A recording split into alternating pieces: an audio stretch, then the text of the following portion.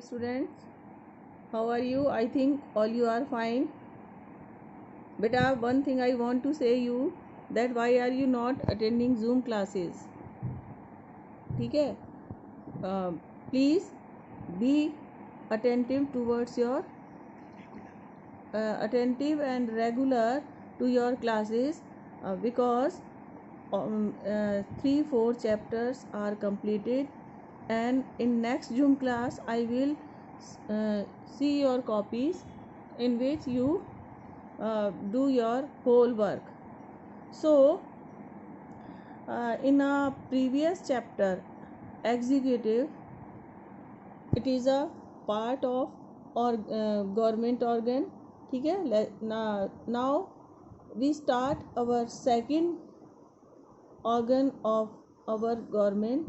It is called a legislature. ठीक है? You are lucky that these all topics you have read in your previous classes. In ninth class we read what are the function of legislature, what are the power, and how it is a important role play in a democracy, legislature.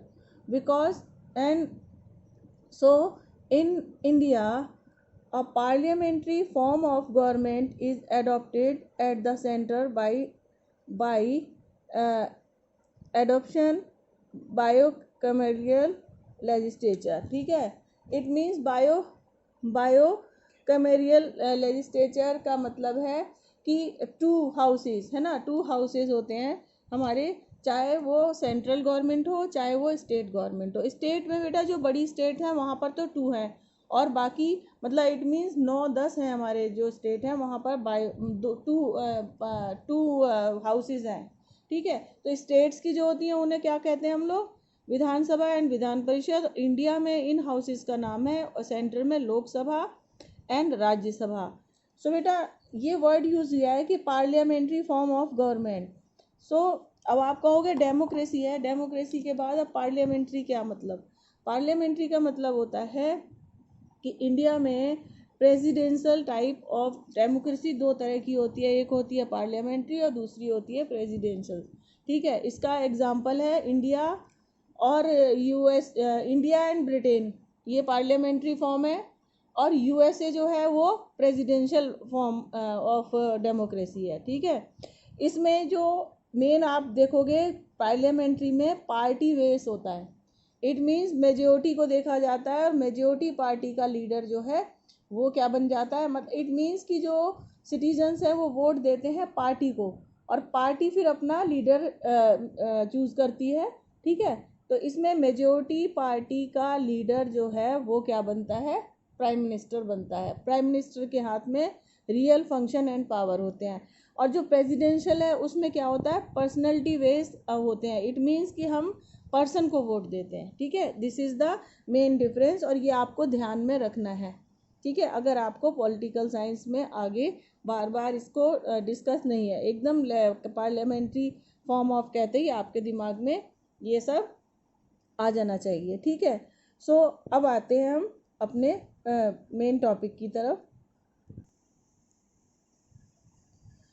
The legislature help people in holding the representative accountable.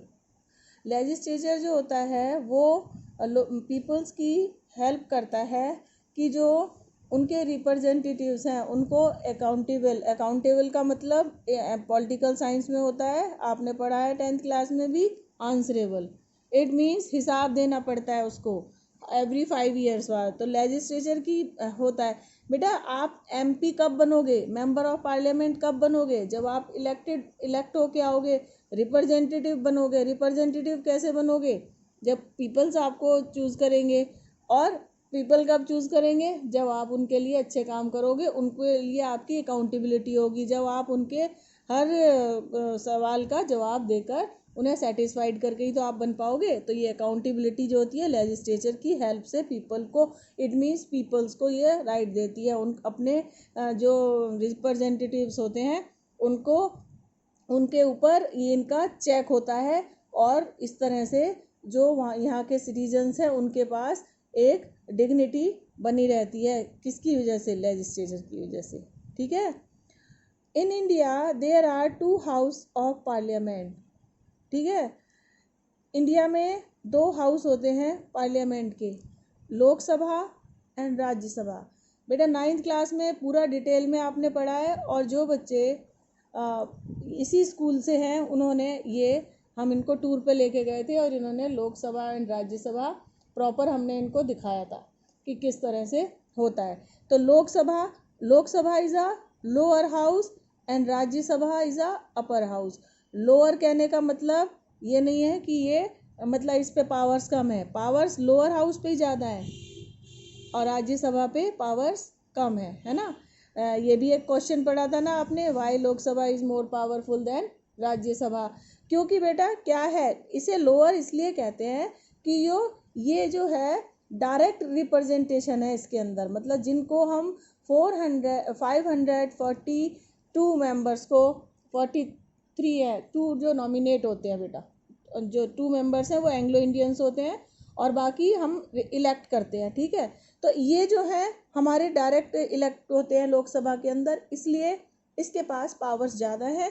और राज्यसभा में वो होता है बेटा proportional voting जो होती है, ठीक है।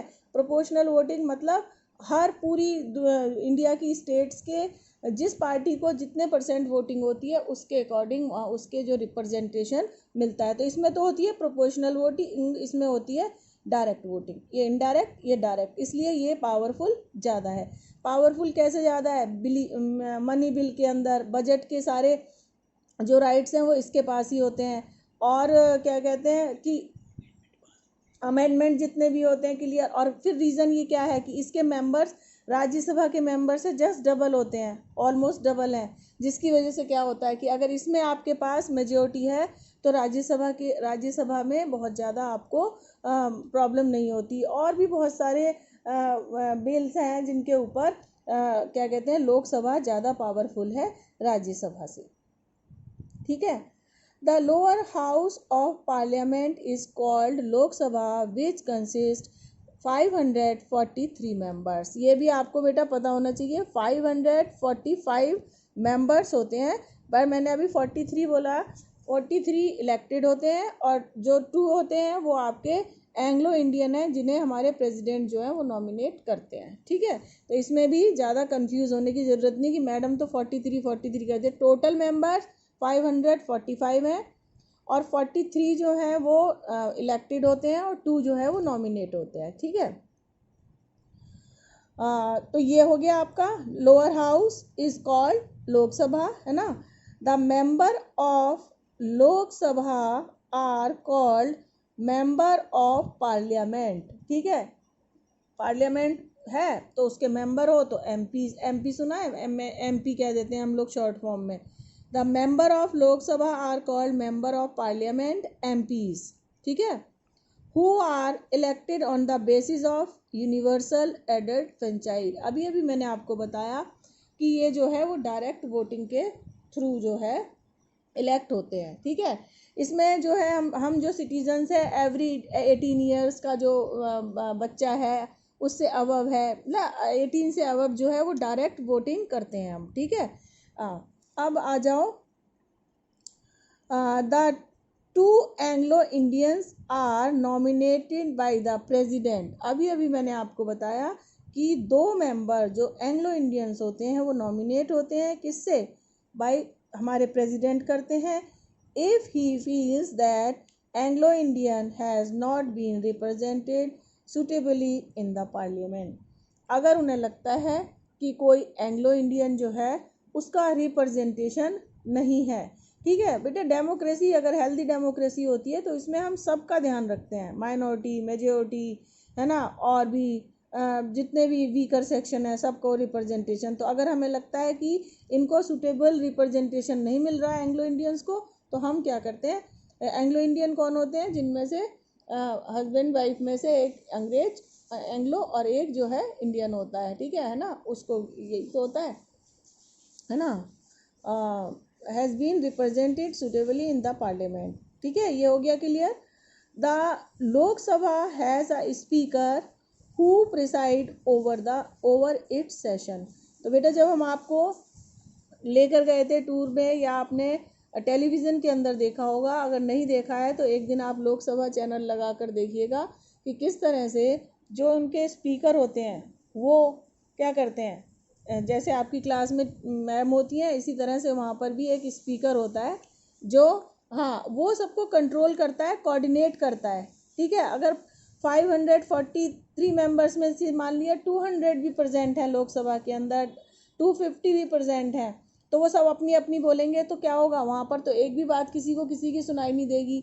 तो सिस्टमेटिक ढंग से कोऑर्डिनेट करके वो चलाता है। ये आपने देखा है कि उसकी सीट थोड़ी सी ऊपर होती है, और बेटा सबकी सीट्स होती हैं, और फ्रंट सीट पर जो है वो एक साइड पर जो है वो रूलिंग पार्टी बैठती है, और दूसरी साइड पर जो है सबसे फ्रंट सीट पर जो अपोजिशन पार्टी का लीडर होता है वो बैठता है, और उसके साथ फिर जो है सीनियर पार्टी मेंबर्स जो हैं वो सब बैठते हैं। ठीक है, according to seniority in every ruler और आइदर अपोजिशन, एक दूसरे के सामने जो है ये बैठते हैं। ठीक है, the upper house of parliament is called Rajya Sabha. तो ये तो हमने आपको अभी जो ऊपर बताया, ये लोकसभा का जो है ना सारा किस तरह से वो बनती है, किस तरह से वो पूरा उसका कंपोजिशन है, जो स्ट्रक्चर है और उसका प्रोसेस क्या है, वो हमने आपको बताया। Now we move to second house of our parliament. The upper house of parliament is called Rajya Sabha. हमारा जो अपर हाउस है उसको हम कहते हैं राज्यसभा।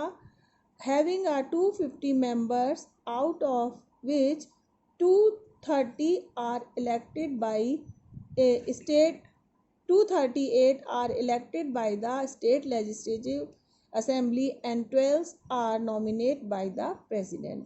इसमें 12 मेंबर्स जो हैं बेटा, ये हमारे जो प्रेसिडेंट हैं।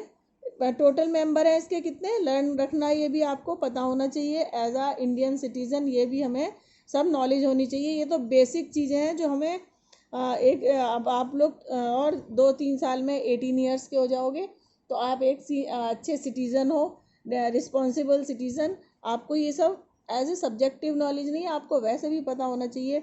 तो टोटल मेंबर कितने हैं हमारे अपर हाउस में, 250, जिसमें से 238 है ना हम लोग ये कौन हम लोग नहीं करते, ये स्टेट लेजिस्लेटिव। मैंने अभी अभी बताया कि पूरी स्टेट के अंदर, इंडिया की जितनी भी स्टेट्स हैं, एवरी पार्टी को जितने % वोट मिलती है, रीजनल पार्टी भी इसमें इंक्लूड होती हैं, उसके अकॉर्डिंग यहाँ पर परसेंटेज के अकॉर्डिंग वोट निकाला जाता है कि जैसे 38% मिली तो टोटल का 38% निकाल के उतने रिप्रेजेंटेशन वो अपने आप पार्टी जो है इलेक्ट कर लेती है कि ये जाएगा ये जाएगा ये जाएगा। ठीक है, और 12 मेंबर्स अब कौन से हैं बेटा, किसी को भी जो उनके रिश्तेदार होते हैं प्रेसिडेंट के, उनको नहीं वो इलेक्ट वहाँ पर नॉमिनेट कर देते।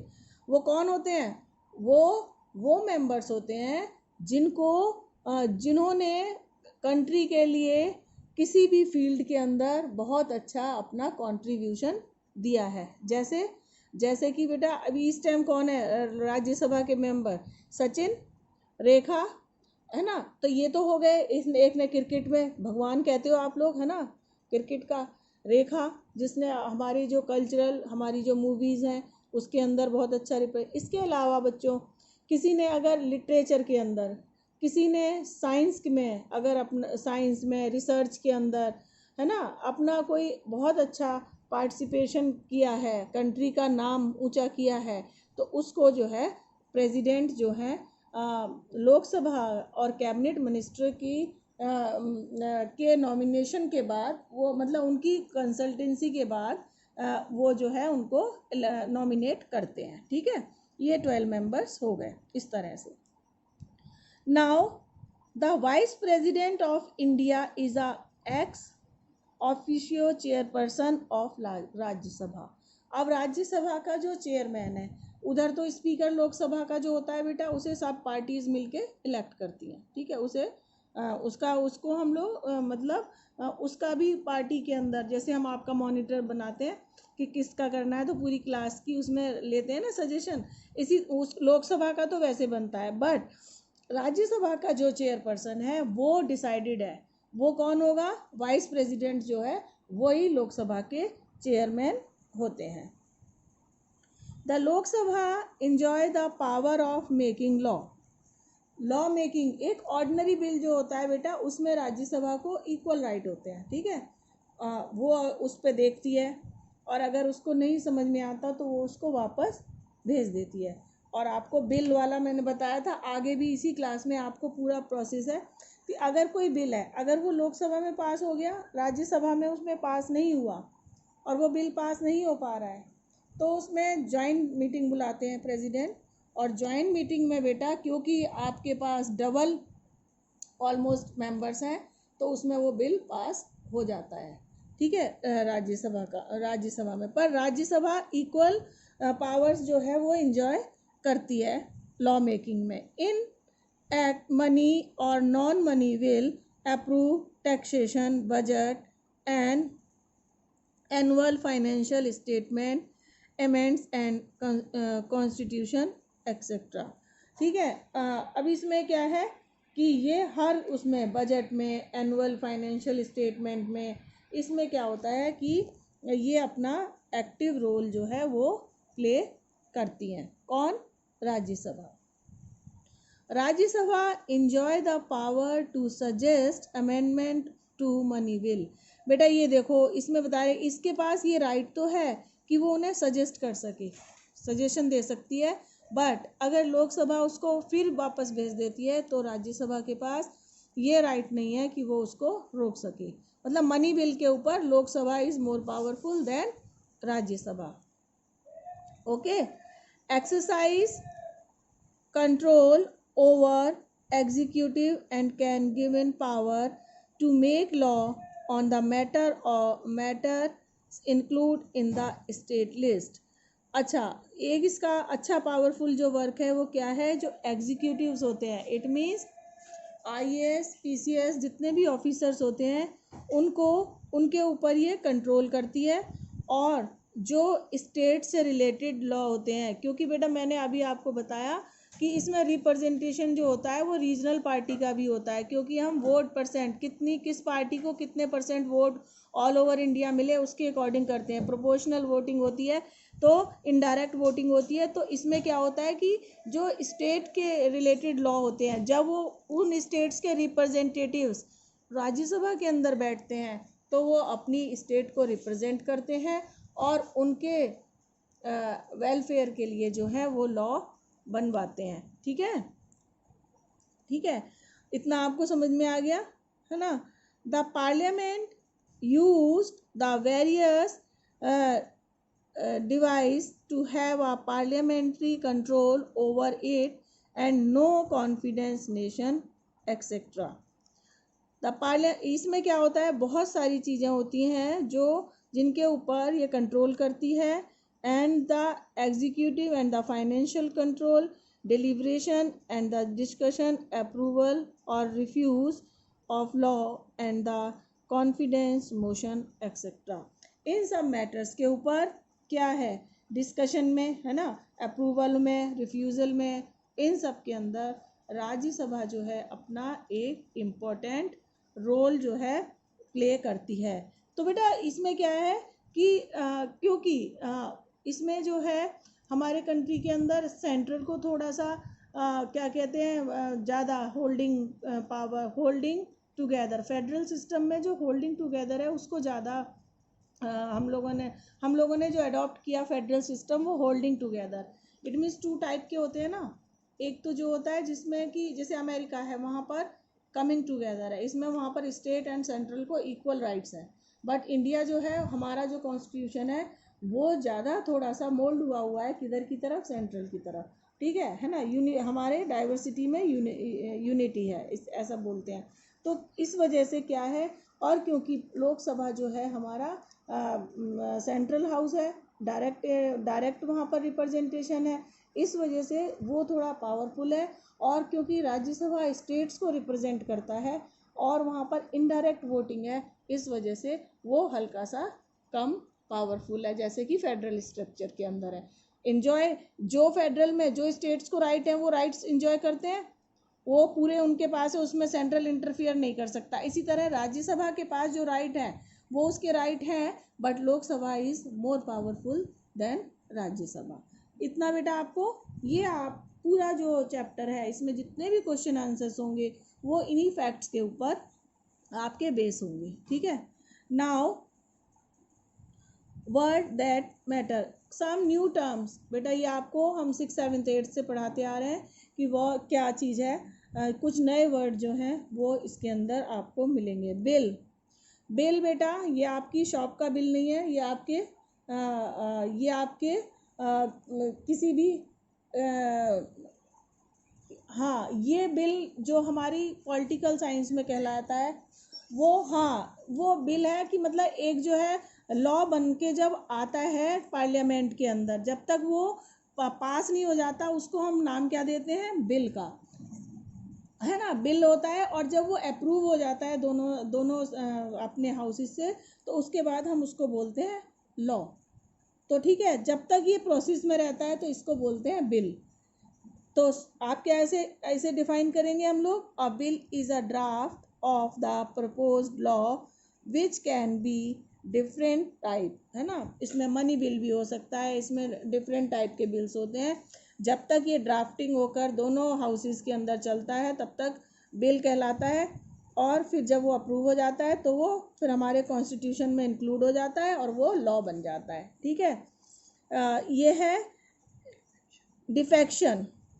Defection, if a member remain absent in house when asked by the party leaders to remain present or vote against the instruction of party, and the validity leaves the members of the party। देखो, अगर कोई भी member लगातार absent रहता है, जैसे कई बच्चे क्लास में absent रहते हैं, तो अगर वो हमेशा ही absent है और जबकि उसके जो लीडर हैं पार्टी के वो उसको प्रेजेंट रहने के लिए कह रहे हैं और वो कह रहे हैं कि इस चीज़ पर आप पार्टी के साथ वोट दीजिए या पार्टी के अगेंस्ट वोट दीजिए, और वो जब मतलब इट मीन्स कि जब वो अपनी हाई लीडरशिप से के साथ कोऑर्डिनेट नहीं कर रहा है तो उस केस में पार्टी जो है उस मेंबर की मेंबरशिप को क्या कर देती है, ख़त्म कर देती है, उसकी वैल्यूलिटी जो है वो से उसको ख़त्म हटा दिया जाता है।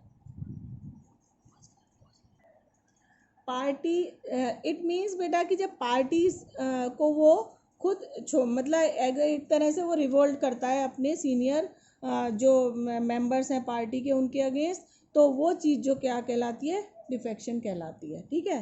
Now the budget.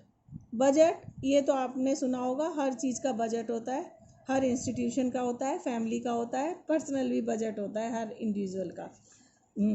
It is a detail of income and expenditure of the country's income from the tax and how it will be spent, annual government statement. सरकार, क्योंकि बेटा डेमोक्रेसी में अकाउंटेबिलिटी होती है, तो गवर्नमेंट जो है वो एनुअल बजट जो है वो देती है पब्लिक के सामने कि कितना हमने टैक्स से इनकम हुई और कितना हमने किस किस जगह पर हमने जो है वो स्पेंड किया और करेंगे, और पॉलिसीज़ जो है वो पब्लिक के सामने रखती है या दूसरी पार्टीज़ के सामने रखती है।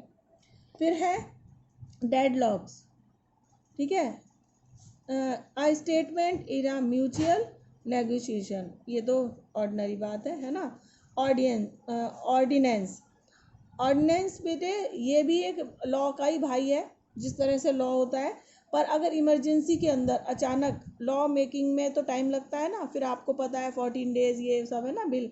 तो an order rule of law made by government और authorities who is entitled for the same. ये एक जब इमरजेंसी के अंदर कोई भी लॉ आपको लाना पड़ता है तो गवर्नमेंट के पास ये अथॉरिटी होती है कि वो एकदम से उसको मतलब लाकर और कंट्री की जो सर्विस है उसमें उसको इनेक्ट कर सकती है, ठीक है। फिर है क्वेश्चन आवर्स। क्वेश्चन आवर्स बेटा जो हमारे पार्लियामेंट होते हैं उसमें आप अपने अपने पहले जो स्पीकर्स हैं उनके सामने क्वेश्चन आवर होता है, जिसमें आप अपने अपने क्वेश्चन जो है वो उनके सामने रखोगे। फिर वो जो है आप अपनी स्लिप दोगे कि मुझे ये इस मैटर पे बात करनी है। फिर वो आपको टाइम देंगे कि आपका टाइम 1 बजे से आपका 12 बजे से है ना, जिससे कि हौच पौच ना हो और जो पार्लियामेंट है वो अच्छे से मूव कर सके। ठीक है। सो a period of time to put up with the question by the members of parliament to the minister। ये वो टाइम होता है जिसमें क्वेश्चन दिए जाते हैं मेंबर्स के द्वारा, जिस और हाँ, और जब मेंबर ऑफ पार्लियामेंट जो है रिलेटेड टॉपिक के मिनिस्टर से, जब आप कैबिनेट मिनिस्टर होती है, मान लो हेल्थ से रिलेटेड कोई टॉपिक आया तो हम हेल्थ मिनिस्टर से पूछेंगे। अब जैसे वो चाइना से मैटर चल रहा है, पाकिस्तान से, तो हम अपने defence minister, home minister, even prime minister से उसके ऊपर क्वेश्चन पूछेंगे। तो जिससे रिलेटेड होता है तो उस मिनिस्टर को उस दिन वहाँ प्रेजेंट होना ज़रूरी होता है, और उसमें जो है क्वेश्चनिंग जो है हमारे जो है मेंबर ऑफ पार्लियामेंट करते हैं। ठीक है। अब आ जाता है नेक्स्ट है बेटा आपका 0 hour. It start at the 12 noon immediately after the question hour. अब ये है, ये 12 बजे शुरू होता है, क्वेश्चन आवर का टाइम होता है बेटा पहले। फिर उसके जस्ट बाद जो है आपका 0 आवर्स होता है, जिसमें हम लोग ये बिल्कुल उसके बाद होता है, जिसमें कि स्टार्ट एट 12 नून। इसमें हम लोग जो लीडर्स हैं वो जस्ट उसके बाद में ये डिस्कशन करते हैं। So I think I decide all the things and I will send you the question answer in a next class. Students, if you have any query regarding to this chapter, please contact me. Have a nice day.